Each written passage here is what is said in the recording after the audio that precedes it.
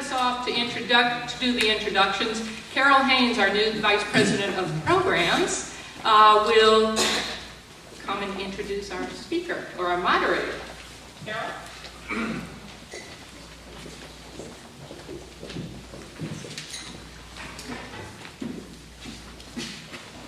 Good evening, and welcome to the Congressional District 32 Candidate Forum hosted by the Park City Women's Republican women, I should say.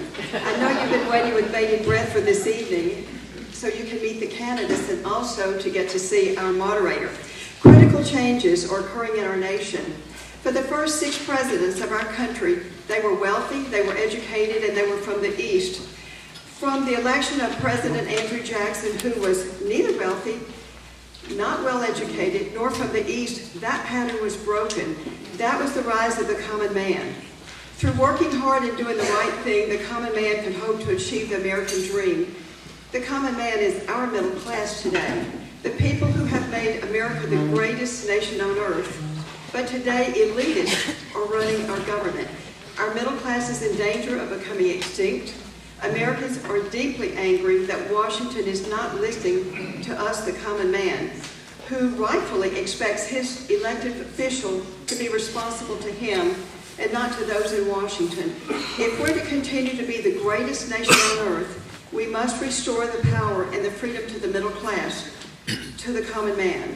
For this reason, 2016 is a very critical year in our nation, and so is how we go about choosing our representatives.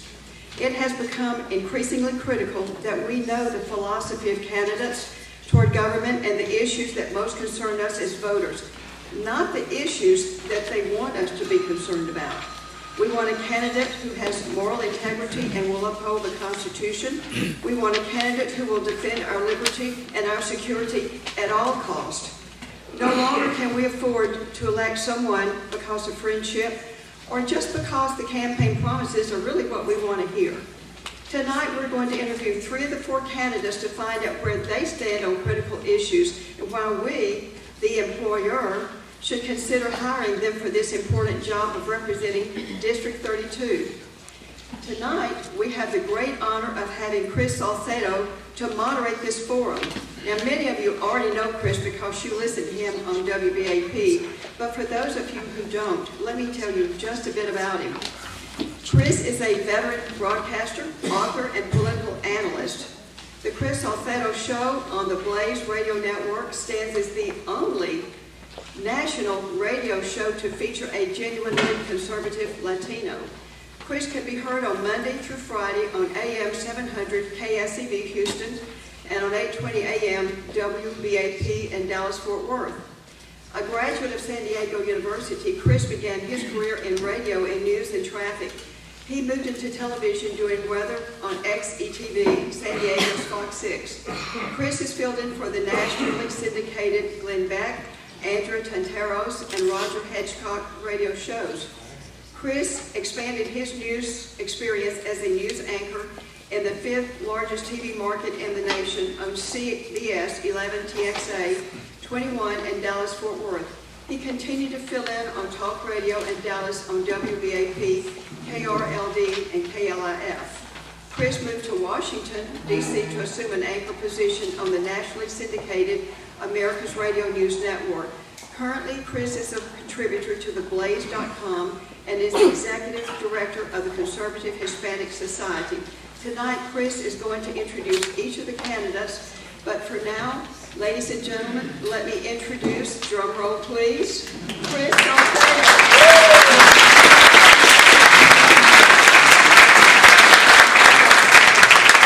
Good evening, folks. As I do a little bit of preamble here, check your phones, make sure they're on the off. Go ahead, do that. This is my favorite story to tell. I got here to North Texas in '06 to do TV from San Diego, and this is home now. I had a brief stint in Washington, D.C., and I regarded it as doing time, about 2 years. You guys sure about this? The 2 years I was there, it was like doing time. Well, it was the era of Obama, after all, so that might have had something to do with it.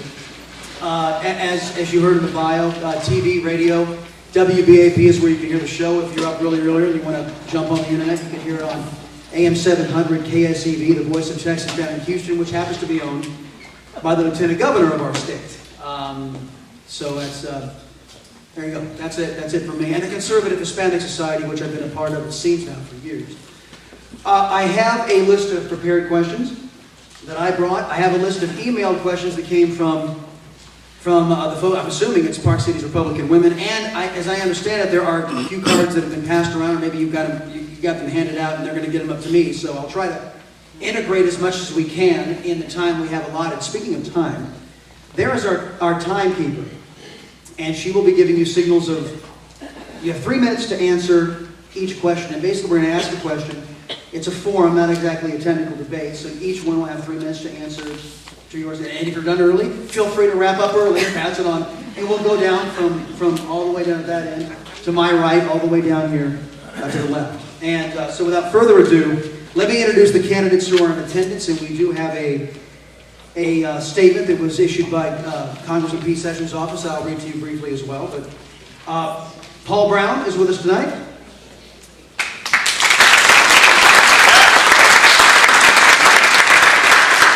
Russ Ramsland. And Cherie Roughneen.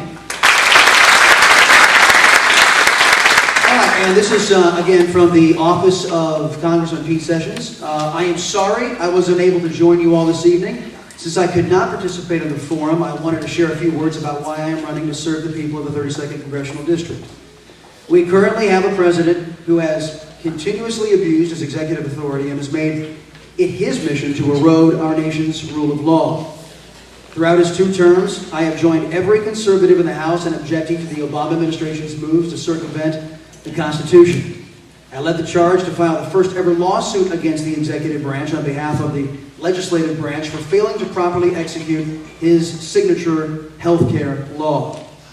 I've also worked closely with my Republican colleagues to fight tooth and nail against the president's executive amnesty policies and used my position as the chairman of the House Rules Committee to provide for 5 votes on the House floor to stop those policies on a must-pass funding bill.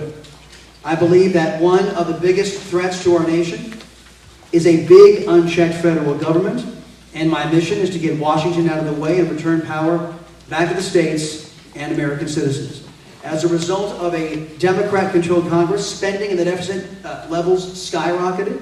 Since I successfully led the charge to take the gavel away from Nancy Pelosi in 2010, and Republicans won back control of the House, we have made concrete steps towards stopping the Obama agenda. We have held discretionary spending flat for 6 straight years. In addition, the deficit has also fallen thanks to these spending victories from $1.412 trillion annually in 2009 to $426 billion in 2015. As your representative, I will redouble my efforts after the election in November under what will hopefully be a new Republican administration, and will continue to fight to cut our deficit, balance our budget, lower taxes, to unleash the power of the free enterprise system, and create more opportunities for all North Texan and American families. And that Best speech you ever gave. And I was very careful to read verbatim, so that was, again, from the Congressman Pete Sessions. All right, so let's get started, ladies and gentlemen, and we will start again from the far right, from Ms. Roughneen, and we'll go down. 3 minutes is and there are your time cues, candidates. We're going to forego the traditional, hi, this is who I am, I want to thank family. We want to encourage everybody to visit their websites as part of your due diligence.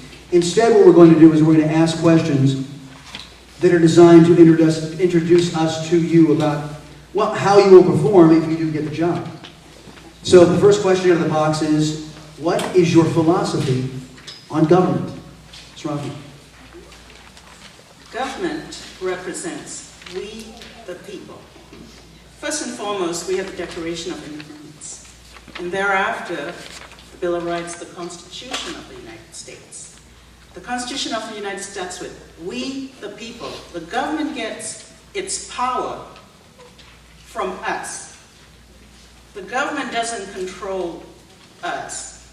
Now, there are We have been inundated and drowned in laws and regulations and laws and regulations. Milton Friedman said, and he's a Nobel Prize-winning economist, as everybody knows. He won his Nobel Peace Prize in 1976. He said, there is good ink and there's good paper. The combination of it is a disaster. We have so many laws and regulations on the books, and we live under that when we have several sets of laws that good for the elitists and then for the common man, and they're not enforcing our laws. Government is too big, government is too intrusive, government needs to be smaller, and their authority comes from we the people, not from top down. So that's one of the reasons, that's my philosophy, and one of the reasons I'm so outspoken in running. I've been told I'm courageous for running. I don't find it courageous, I just think it's my civic duty. Mr. Brown. Good evening. My philosophy of government is very simple. We need small government. We need government that involves itself in our daily lives and in the powers of localities and the powers of states as little as possible. But we have the very opposite of that. In the United States, we have a federal government that has far surpassed in power what we have in the states, what we have in localities, and even our individual rights. You see it with the Second Amendment, you see it with the Fourth Amendment, the 10th Amendment, the First Amendment, and it's obscene. This United States, this nation, was founded on the idea that humans, mankind, is imperfect. And you see it in the citizenry, but you also see it in the government.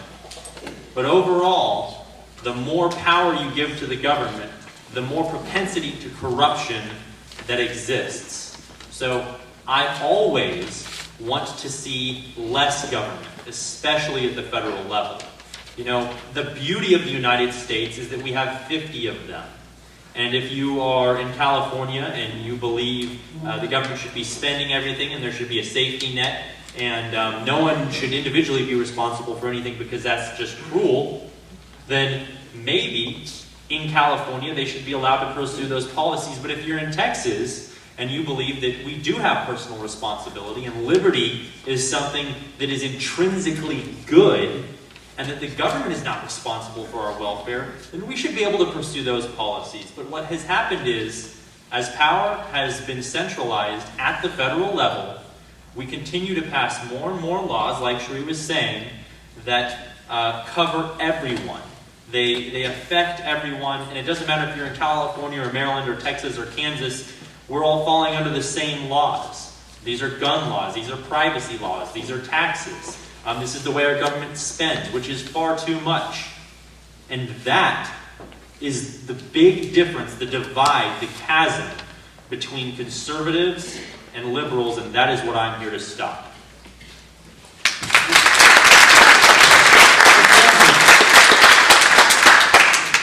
The beauty of going third is you get to say, I agree with all these guys. But I want to add just a little bit also. You know, ours is the first country that was ever formed on ideas. No other country or empire in the history of this world has been formed on ideas. And our ideas were those of liberty and freedom. And they could take root partly because of the Protestant Reformation, partly because of the Enlightenment, but really because of our Judeo-Christian heritage that pervaded the country, the Ten Commandments, if you would. Because upon those came the moral code of the country. When you have a country that has a fairly common and accepted moral code, and you have a rule of law that reflects that moral code, then you get voluntary compliance. And that's what allows us to have freedom. And with that freedom comes stability. And with stability comes all sorts of wonderful other things, including profitability, by the way, which actually allows us to be the most benevolent country in the world. And that's really what the American story is about. And that's why limited government is so important, because it protects private property, it protects our liberty, it protects our personal freedom, our families. We're supposed to have fiscal restraints so that we're not borrowing money and endangering our national security and our children. It's founded on personal responsibility, because that's why we can have the rule of law.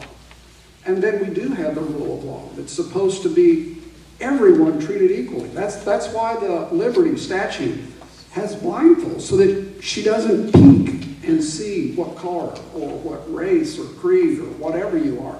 She treats everyone the same, and that is our principle. And that's what we have gotten away from with big government, because it picks winners and losers and says Lady Liberty must speak. Thank you, sir. All right. You know, I was struck by, when we started the program, talking about the common man, and the common man, and speaking at Park City's Republican Women, that's an encompassing man. The common man in the United States is the most uncommon person, in my view, in the world. We here in the United States have undertaken an experiment of a government of, by, and for the people, that's the innovation. That's what's new in the world. I'm sure you all would agree that everything else has been tried, those being advocated, the policies being advocated by liberal opposition across the side of the aisle. They're the old ones. They're the ones that believe in the dictatorships and the top-down command. With all of that in mind, the common man in mind, your top 3 priorities, if you are fortunate enough to represent the 32nd Congressional District, your top 3 priorities once you get to the nation's capital. Ms. Roughneen. The most important thing is our national security. If our people are not safe, they cannot live life, liberty, and pursuit of happiness. We cannot be afraid in this country to be invaded by millions and millions of illegal immigrants.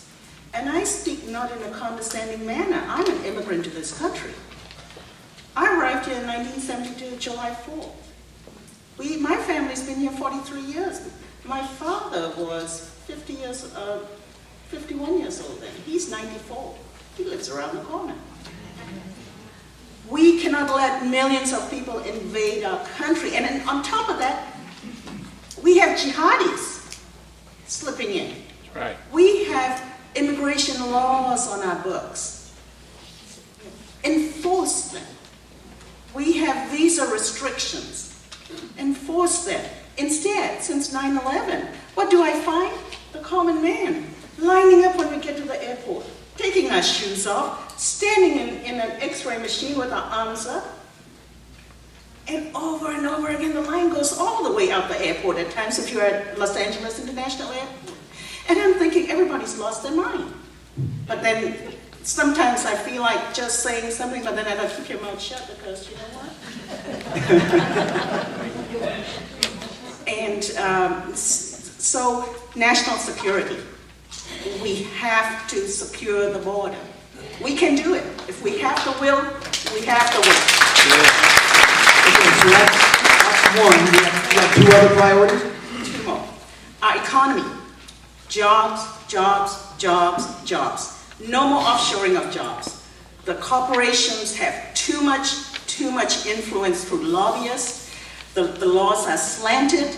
All nonprofit agencies and institutions need to be looked at, be they hospitals, be they Planned Parenthood, be they anything. We need to look at it because we cannot, AT&T, you call them, they're in Manila. You call electronic medical records, they're in India. And I'm going crazy sitting here at the end of the phone wondering, why don't we have our jobs here? Why are we paying those people over there? And they're not, here we have raised our taxes so much, everybody thinks that, oh, we can save taxes if we just ship our jobs out, but then they keep the profits. They don't bring it back here. So the economy, we have to have manufacturing jobs for our citizens in this country. And number 3. And number 3, we have to have consider everyone, Americans, one set of laws, one set of regulations for everyone. We don't have hyphenated Americans. All right. Mr. Brown, top three priorities if you are fortunate enough to represent the 32nd Congressional District. Certainly, when I win, my top priorities will be spending/debt, that's bundled in one, as well as abortion and national security/foreign policy military affairs. And I know it sounds kind of nebulous when put like that, but I'll start with spending and the national debt. Those two are intertwined. We spend more every year than we bring in. We have to stop doing that. So as a representative of District 32, I will vote for bills that do not include deficit spending. And furthermore, I will push for an actual budget and a balanced budget at that. Every year, I heard in that statement by our incumbent that he has worked on taking spending a deficit from 1.14 trillion to over 400 billion. If I have $200,000 in credit card debts and I spend $50,000 in a year more than I earn, and then next year I spend $25,000 more than I earn, I'm not doing a good job next year. I need to spend way less than I earn. Abortion, we don't talk about it in Congress as much because ultimately the Supreme Court has a big hold on that, but I believe there are things that Congress can do, and frankly, it comes down to this. You either believe that an unborn child is a human or you do not. I believe that an unborn child is a human and deserves all the protection under the law afforded by the United States government to any other citizen. And anything less is criminal, and we have got to take it seriously. Lastly, and this is very close to my heart, but the way we've been handling wars for the last 70 years has been wrong. For 70 years, Korea, Vietnam, Iraq, Afghanistan, our elected officials have chosen to declare wars and have sent men and women to die and to kill in other countries without committing to winning. And this is a hard truth. It is a difficult truth. But you absolutely cannot afford to go to war when you're not committed to winning at all costs. And our entire national security is wrapped up in this concept. And the fact of the matter is, our enemies do not take us seriously. And would you, if you were going up against an enemy that for 70 years had not committed to winning a single major conflict it had entered, would you take it seriously? I didn't think so. And that's why we have got to change that. We've got to commit to winning the wars that we go into, and if we're not committed, we can't afford to go. Thank you. Top three priorities. Term limits. I think we need term limits. Thomas Jefferson wanted them. Everybody else said, are you kidding? Nobody's going to want to do this job that long. The carriage ride's awful, the roads are muddy, and the ends are ugly. No, they'll never do that. Tom, I got other things to fight about. I wish Tom had fought a little harder. So, term limits. I don't think we're going to cure a lot of our problems until we do. I mean, just being realistic. My second would be national security. And I think national security encompasses our debt, because our debt is a huge national security problem. How do you project force from a bankruptcy court? It's not done very easily. So I think we've got to do something about that. Currently we spend 21% of GDP. We generally take in around 19% of GDP. If we don't get it down to 16% or thereabouts of GDP, and that's, by the way, more than a balanced budget amendment, we're not going to get anywhere. Today, if we could get it down to 16% of GDP, your 16-year-old sitting next to you will be 52 and a half by the time we pay off our debt. It's a big deal, and it happened under our watch, so we've got to do something about that. It also means secure the borders. It also means rebuild our military. And by the way, that doesn't mean more spending. We're spending today at $600 billion, inflation-adjusted terms, just what we spent at the height of the Reagan buildup in '87. So we're spending enough money, but it's just all going to bureaucracy today. It takes 22 years now for this country to take a new weapons system from conception to deployment. It used to take 4. Russia and China do it in 7. We've got to get rid of some of the bureaucracy. And then the last thing, of course, is the economy, because we've got to get the economy going. If the middle class and the lower class hope to improve their lives, we've got to have a better economy. And that begins with greatly simplified taxation. It begins with lower taxation, and it begins with proper incentives. And that means, you know, why can't we get rid of the marriage penalty? That's ridiculous. Why can't we get rid of the alternative minimum tax? Why can't we do something about all the rates? Why can't we do something about all the classifications of income? There is so much we can do to make this game a better game for all of you. And when you do better, then so does the person sitting next to you.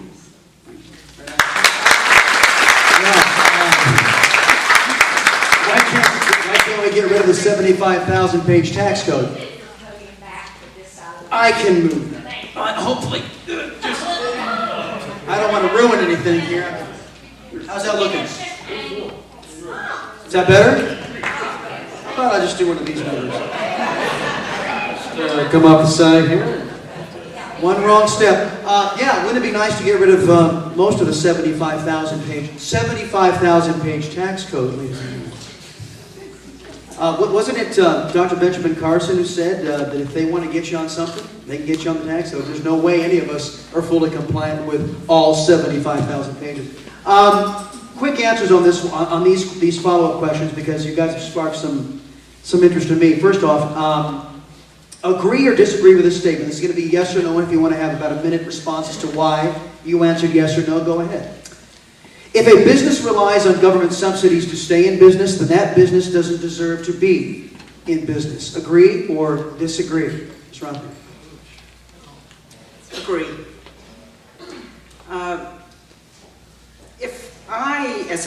My husband was a small business owner, physician, and we didn't get any government subsidies.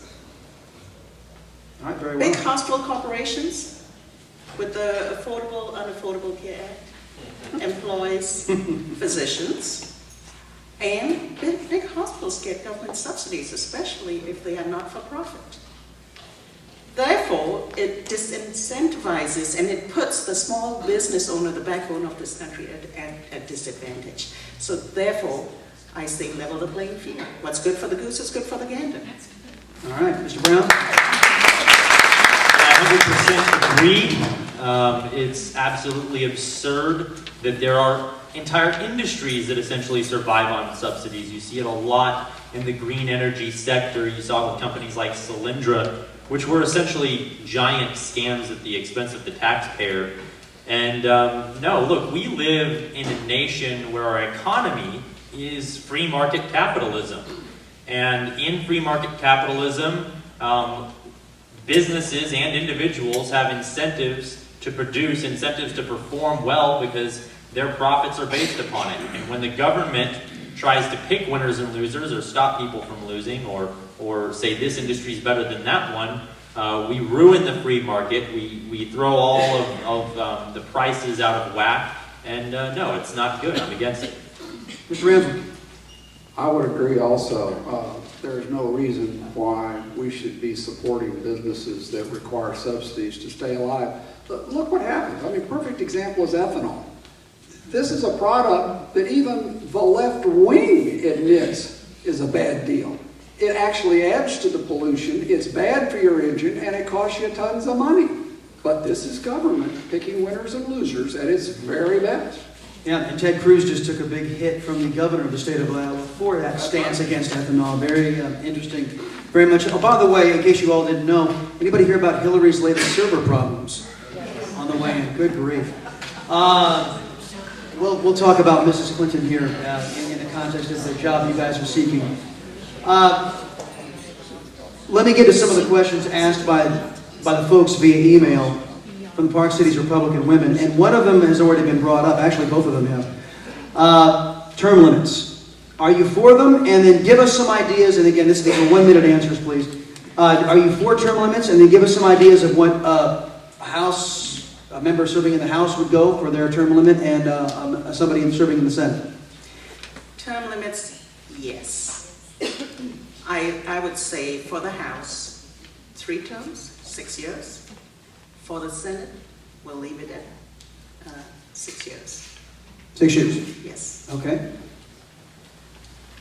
This is going to be an unpopular answer, but no, I'm not for term limits in the U.S. House or Senate. And this is one of the reasons why, first of all, we have term limits every 2 years in the House and every 6 years in the Senate. And here's the thing. Americans, we cannot expect our government to be better than us. We can expect it, but it's just not going to happen. And we are responsible for the people we elect every term. And I'm really tired of the excuse of once they get up there, you can't get them out of there. That's not true. I'm going to beat Pete Sessions. You're going to see it happen. And look, we've had some excellent individuals that did stay for a long time, and most of them aren't excellent individuals, but they get there and they become corrupt right away, or they don't. And whether they're 2 years or 20 years, it is still incumbent upon us, the people, to either leave them there or get them out. We're responsible.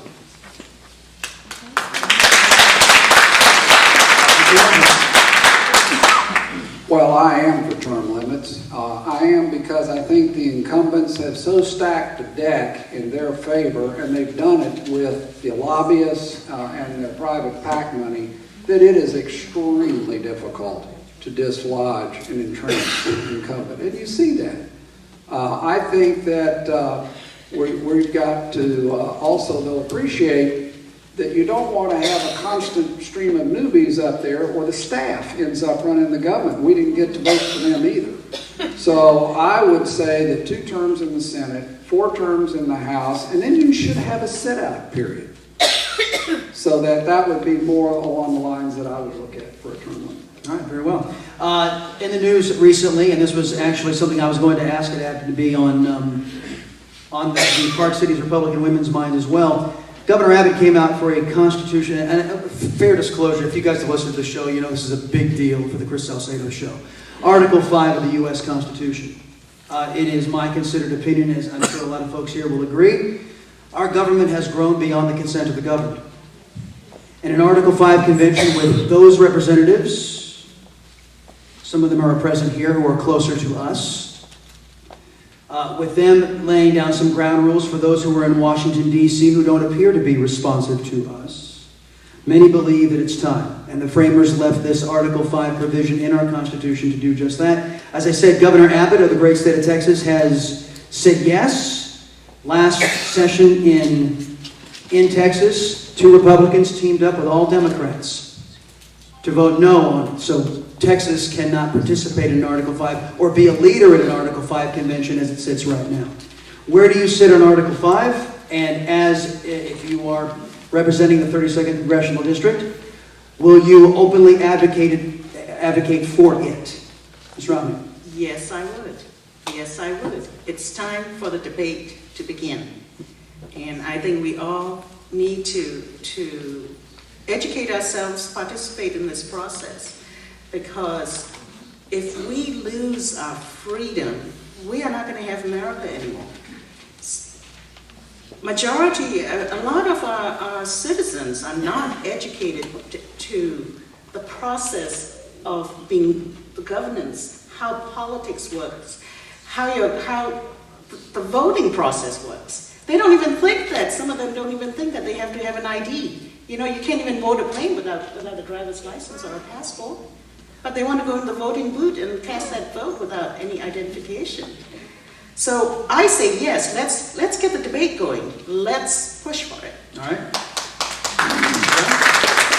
I am pro Article 5. I would definitely advocate for it in the U.S. House of Representatives. As I mentioned in my opening statement, I believe the federal government holds too much power, and those powers not relegated to the federal government by the Constitution ought to be relegated to the states, as we see in the 10th Amendment. But the 10th Amendment has been largely ignored for a long time, and it's unlikely or unrealistic that any action within the federal government in the House or the Senate will return those powers to the states. So it's up to the states to get an Article 5 convention together and try to get some of those powers back. Now, I will always advocate for pushing those powers back to the states in the U.S. House. That will be a big part of my job. However, I think the Article 5 convention would be very effective in doing that as well. All right. And Mr. Ramsland. I am actually a little less convinced. I'm open-minded on the topic, but I will tell you what my concern is. My concern is we have a perfectly good Constitution right now that is being ignored. If we add one more article to it, what is to keep that from being ignored? And in the process, eating up a whole lot of our time, a whole lot of our attention, a whole lot of our focus that we really need to go ahead and be taking back Washington in the first place. The Constitution gives us all the power we need to do this now. It's simply not being followed, and we are not insisting on it.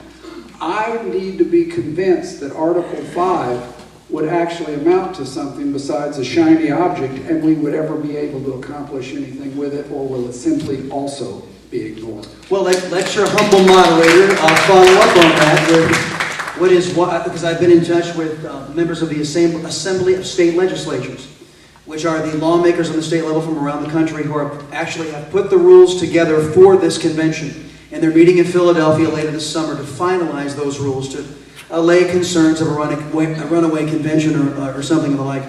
What it seems to be the odds-on favorite, which doesn't exist in our Constitution right now because our founding fathers never envisioned that we'd elect such irresponsible people, is a balanced budget amendment, which requires our federal government not to spend more money than we, the people, give it. Would you support a balanced budget amendment? I'm asking you. Ah, great. I think we need more than a balanced budget amendment. I think we need an absolute ceiling on what percentage of the GNP we can be spending. You know, technically we have a balanced budget right now. It's just we borrow it from China. So, you know, a balanced budget per se doesn't get us where we want to go. We need to have a cap on the GNP spending, I think. Well, and that might be addressed. By the way, Chris, I just want to note for everybody, I think it is on February 9th, the Park City Preston Hall Leadership Forum has a Coburn here to talk about the entire Article 5 deal. But somebody may know the time out there. I don't know. What time did it start? 6:30?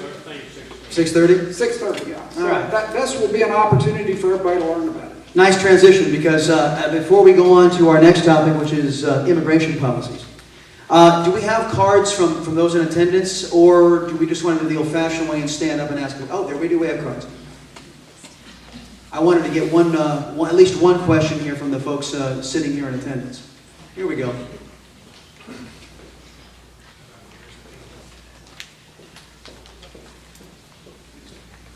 Yeah, in case you guys didn't see the news about Hillary, it was they found the highest level of classification of government secrets on her private server. This is according to a man I call Resident Obama. Resident Obama's IG, Inspector General, found that on her server. Yeah, I know. We all know that. Okay, let's see. Are you running for our district's best interests, or just to eliminate the incumbent? In interest of full disclosure, you've all probably heard me say it on the air. I consider Congressman Sessions a very good friend, so that's why I'm chuckling a little bit. But Ms. Roughneen, 1 minute answer, please. Are you looking to represent the 32nd, or do you just want to stick one to Pete? I'm running courageously to represent Congressional District 32. Okay, very well. Mr. Brown? Look, I recognize that removing someone who's continued to vote for more spending, to raise the national debt, to send funding to the Syrian rebels, a lot of which went to ISIS, and on and on and on. I know that would be a big accomplishment in and of itself, but I believe that is just the beginning, and I have goals far, far beyond defeating Pete Sessions, and I do look forward to serving you all as citizens of Texas. Thank you. Mr. Ramsland, go ahead, sir. You know, the question goes to the heart of what is your inspiration for doing this. That's a very good question. I think I went over the top when I was talking to my then 11-year-old, and she wanted to know what her part of the national debt was, and I said, "Pumpkin, it's about $155,000.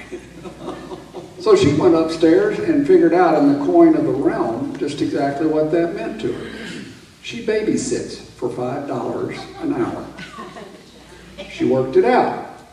That is 3 hours every single night, 365 days of the year. No weekends, no time offs, no birthday parties, no friends, no dinners with mom and dad, nothing. Solid work for 28.3 years.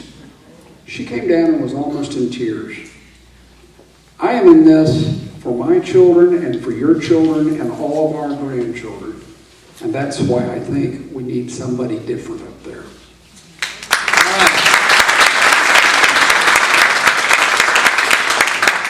Most will remember this, the old Karnak. Remember Johnny Carson? That's courageous, Ed, yeah. You are correct, sir, yes. I just happened to get a question that was a part of my prepared remarks, or my prepared questions here, on immigration policies. Of course, top of mind is the Syrian refugee crisis, many believe caused by our esteemed occupier of the Oval Office. We're seeing the disastrous ramifications of what happens when you do not vet individuals in Cologne, Germany, for example, coming in from certain parts of the world. For those of you who don't know, have not seen in the news, on New Year's Eve, there were what were classified as tens of hundreds of men going around Cologne, Germany, in what they called rape gangs. One of them being quoted as, "Hey, German women are there for us to have relations with." So this is a disastrous result inside of Europe, and there are progressives and liberals, and dare I say, some who fancy themselves conservatives in this country who ignore our own security apparatus warnings saying that we can't properly vet these people, but still want to have them in to the country to prove that we're not Islamophobes. Syrian refugee program, do you agree? Yeah, Mayor Rawlings, he's more worried about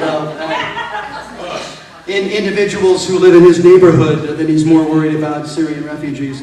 Somebody explain that to me. Anyway, do you agree with bringing in refugees that the administration has admitted they cannot properly vet? Ms. Roughneen. I say we vet every single immigrant that wants to. Migrant, immigrant, whatever you want to call them. If they are not citizens of our nation, they have to be vetted. No excuses. There are Christians that are being beheaded over there in the Middle East. And we are talking about feeling apologetic about vetting people that could come over here and endanger our own citizens.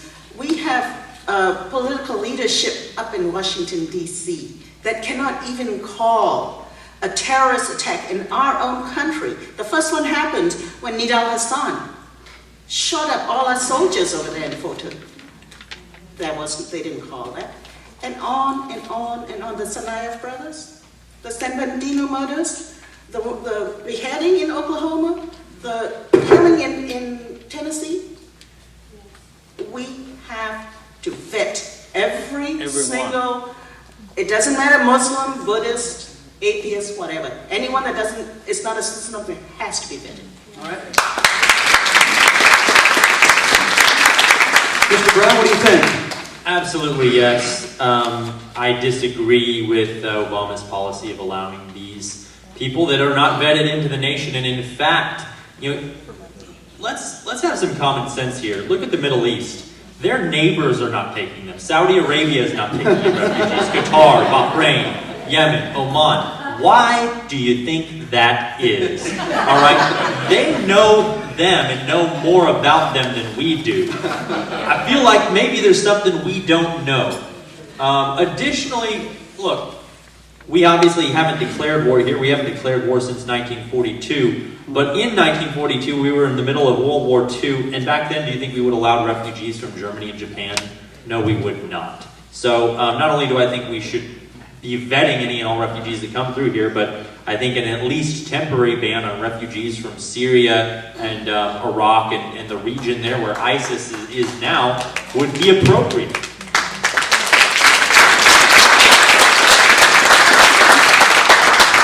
Sure. Well, of course, in this last omnibus spending bill, you'll be pleased to know that the incumbent helped put through a $100 million addition to the Office of Syrian Refugee Resettlement here, if you go and read the bill. That's not a good thing.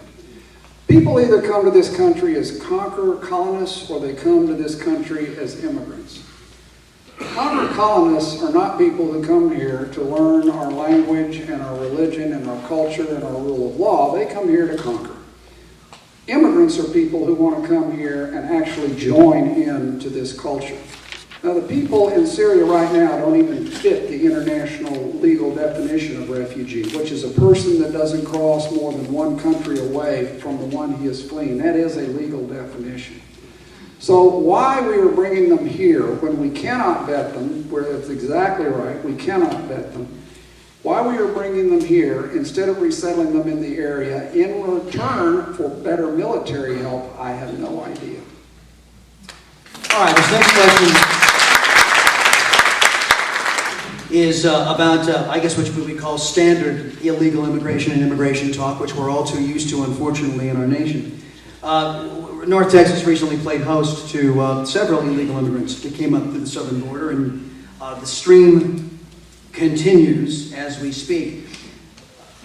I want you guys to address 2 minutes for this response, if you can, please, to address each one of these points. Number one, the impact on the American worker. There seems to be those who fancy themselves on our side, the conservative side of the ledger. Maybe you can't call the U.S. Chamber of Commerce on our side anymore. But those who fancy themselves Republicans, who see this as a way to reset wages without having to go all through that legislation kind of thing.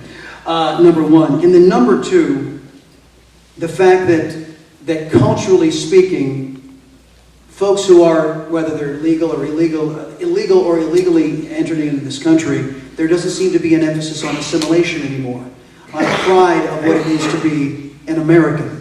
So if you'll address those 2 points in the context of illegal immigration, Ms. Roughneen. I will tell you a little story. As I said earlier, I'm an immigrant to this country, and I've been here 43 years. I come from Burma. Now the name is Myanmar. I left a military dictatorship, a socialist government. We came here, I was 19. I spoke Burmese as my first language, but I didn't speak English.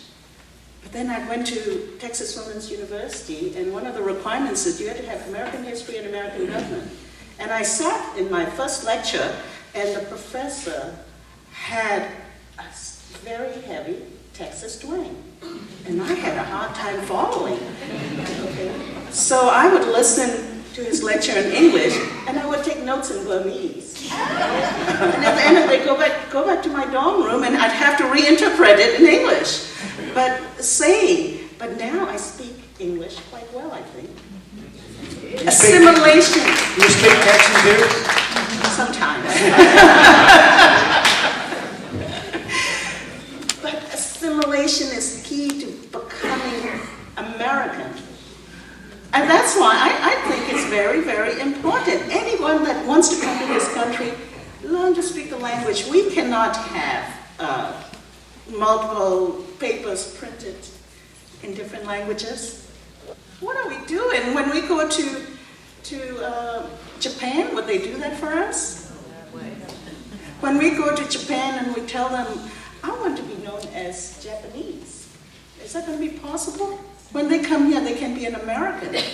And the impact on American workers? American workers are losing their jobs because corporations, a lot of housing, roofing, day-to-day work, yard work, everything is going to the what do we want to call them?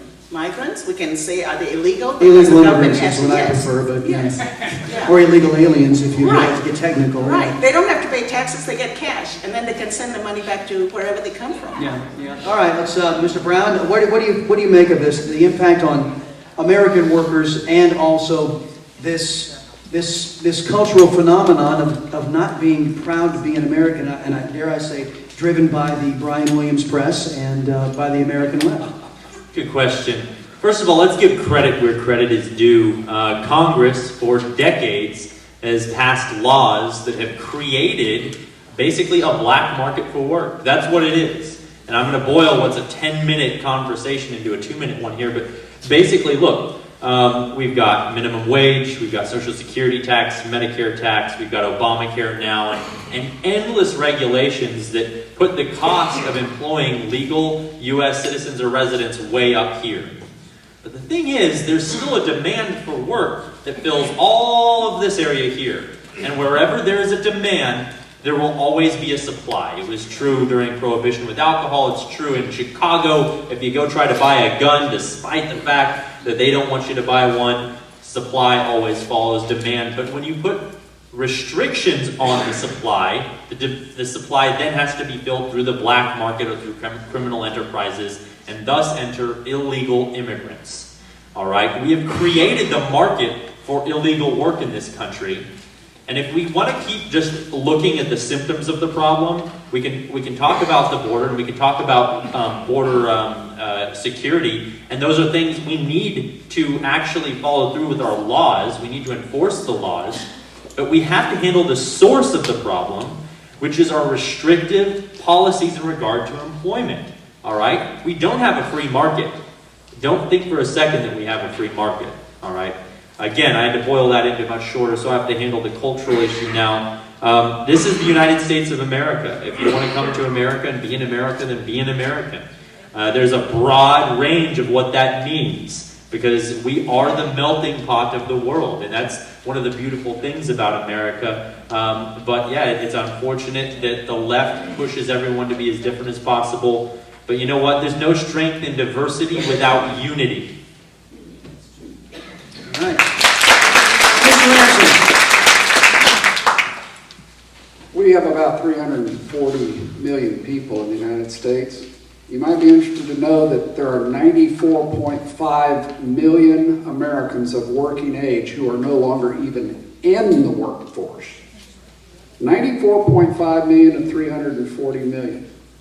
Now, when you start thinking about the unemployment rate, those people aren't even being counted. So we've got a huge problem. And with a minimum wage, then obviously a lot of those people, that's a ban on low-cost labor. That's what that really is. So we've got to do something about our illegal immigration so that these jobs stay back here. We've got to do something about the H-1B visa deal. I've used H-1B visas back when I did work with the Reagan White House. We brought physicists over from the East because we couldn't get them here. But that was one thing. Today, this program is being used to bring in actually low-wage labor and replace people here who already have jobs and often are forced to train the new low cost. So we've got a lot of abuse of the system. Insofar as the issue of assimilation, one of the reasons why I talked about conquer colonists and I talked about immigrants is that we can only have an immigration policy that addresses immigrants, not conquer colonists. Those people need to be kept out. The immigrant policy, though, we can only allow people in at a rate that we can actually assimilate them. And assimilation takes time. So we need to get a dialogue and understand how that is. And right now, with a 94.5 million bunch of Americans who are not even in the labor force, we need to shut it down for a while. All right. Now,